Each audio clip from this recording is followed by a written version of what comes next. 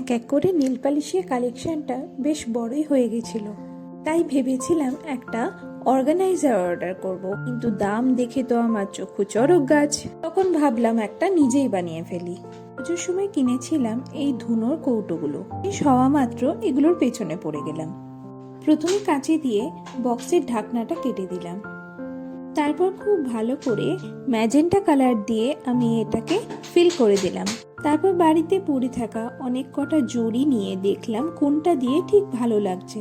তারপর একটা জড়ি নিয়ে খুব ভালো করে বক্সের কভারটা সামনে এবং ভেতর দিকে কভার করে নিলাম ফেভিকল দিয়ে। তারপর গোল খোপলা ট্রেটা ভেতরে বসিয়ে দিয়ে তৈরি হয়ে গেল আমার নেল পালিশ অর্গানাইজার। এই আইডিয়াটা তোমাদের কেমন লাগলো অবশ্যই জানিও, আর আমার চ্যানেলটাকে সাবস্ক্রাইব করতে কিন্তু একদম ভুলে যেও না। দেখা হবে নেক্সট কোনো ভিডিওতে। Bye bye.